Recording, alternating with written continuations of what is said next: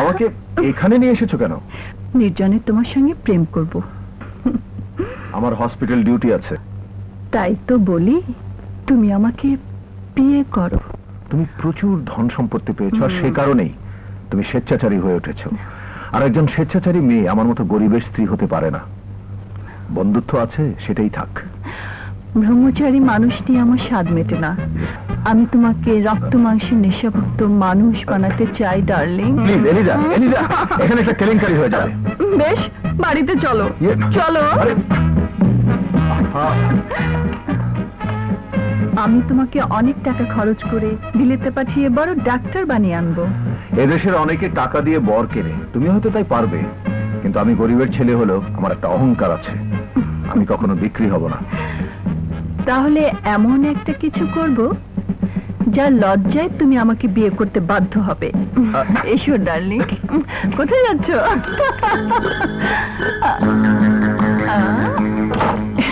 এবার এলিজা, তুমি যা চাইছো সুস্থ অবস্থাটা আমার পক্ষে সম্ভব নয়।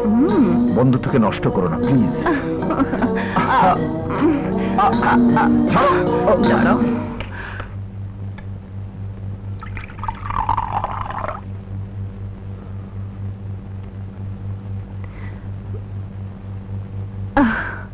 প্রেমের না হোক, বন্ধুত্বে অর্নারে আজ অন্তত একটু ড্রিঙ্ক করো প্লিজ।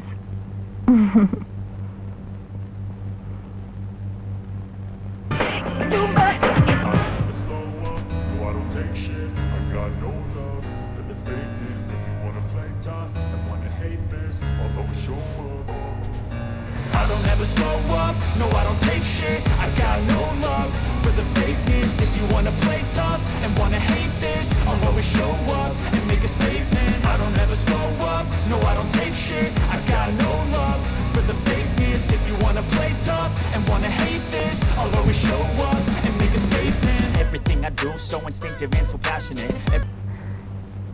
শালা ভেগেছে, দেখি কোন শালিকে বিয়ে করো।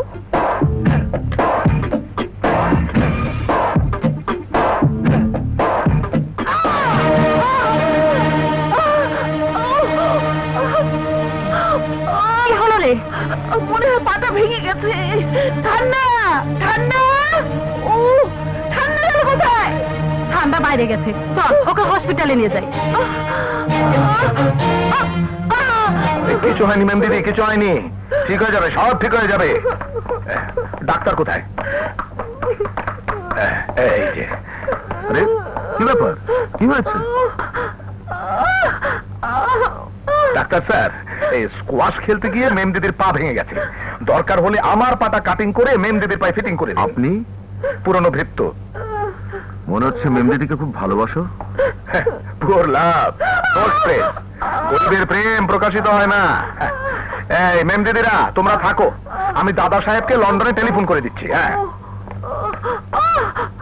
স্যার, কেয়ারটেক, যদি মেম দিদি অল রাইট, মেনি মেনি মানি গেট, অনেক টাকা পাবেন। হ্যাঁ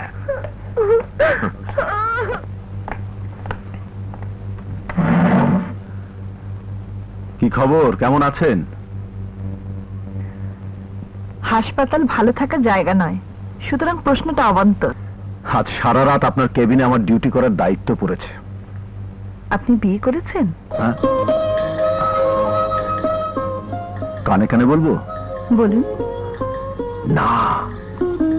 আপনি প্রেমে পড়েছেন? না। আপনি গান গাইতে পারেন?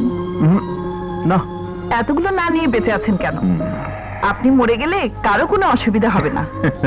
আপনি হয়তো জানেন না, এই হাসপাতালের চারদিকে জম একটু বেশি ঘোরাফেরা করে।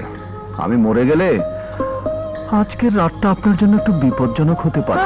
না না, ডাক্তার হিসেবে সেটা আমি পারবো না, কারণ আমি নার্সিং করতে এসেছি, ফার্সিং করতে নয়।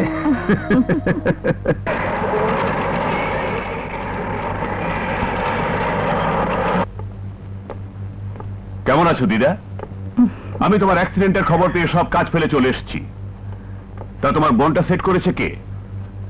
আমি। তুমি? তোমার কি কোনো বিদেশি ডিগ্রি আছে? জি না, এমবিবিএস পাশ করে এই হসপিটালে কাজ করছি। How dare you!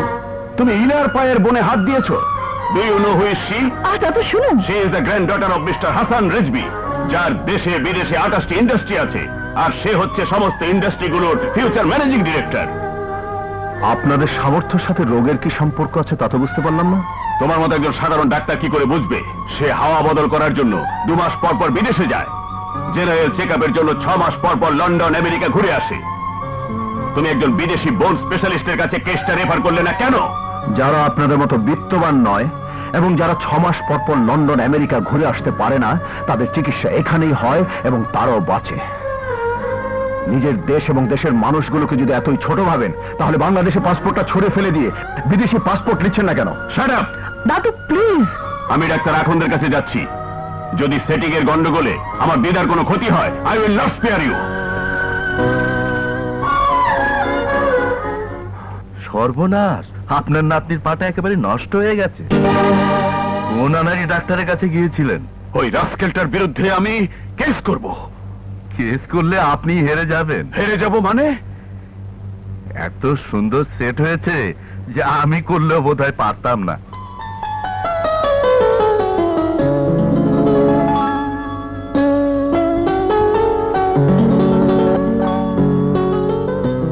কেস করলে আপনি হেরে যাবেন। হেরে যাব মানে?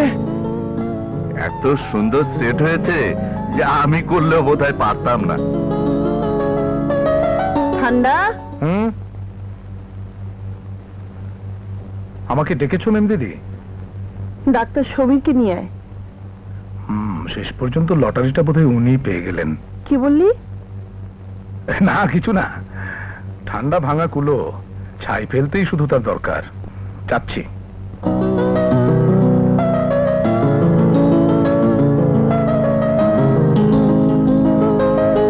স্যার, মেম দিদি অর্ডার, আই কাম। মেম দিদি আপনাকে যেতে বলেছেন। আমি বাড়িতে গিয়ে রোগী দেখি না। রোগী নয়, ওনাকে দেখবেন। শোনো, তোমাদের বাড়িতে মানুষের চেয়ে বিলেতি কুকুরের দাম বেশি। যেদিন আমারও নামের পেছনে একটি বিলেতি লেজ লাগাতে পারবো, সেদিন যেতে চেষ্টা করব। স্যার, এই শুনেছি ঘি খেলে কুকুরের লেজ পড়ে যায়। আমি একটা বিলেতি কুকুরকে বেশি করে ঘি খাইয়ে দেবো, লেজটা পড়ে গেলে ওটা এনে আপনাকে দেবো। ব্যাস, ওটা লাগিয়ে আপনি সরাসরি চলে আসবেন। লেজটা তোমার মেম দিদিকে লাগিয়ে দিও, কাজে লাগবে। হ্যাঁ, আচ্ছা স্যার। হ্যাঁ, সে আমার অনুরোধকে প্রত্যাখ্যান করেছে। আরে সে তো আর ঠান্ডা নয় যে তোমার ডান্ডার ভয়ে সবকিছু মেনে নেবে। Not weakness for you. ঠিক আছে, তুই যা।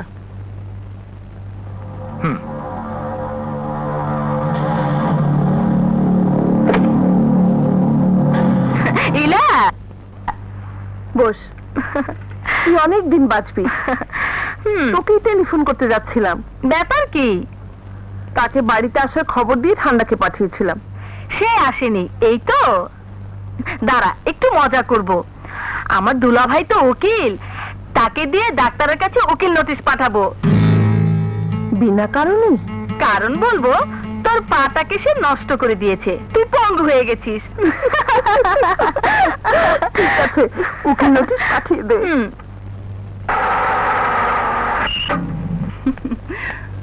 হাই। আপনারা? আমি একজন বিজনেসম্যান। এক পার্টিতে এলিজার সাথে দেখা থেকে প্রেম, তারপর তো বুঝতেই পারছেন। আমরা বিয়ে এবং হানিমুন করার জন্য কানাডা চলে যাচ্ছি। কনগ্রাচুলেশনস। আমি যখন তোমাকে পাইনি, আমি বেঁচে থাকতে কাউকে নিয়ে তোমাকে সুখী হতে দেব না।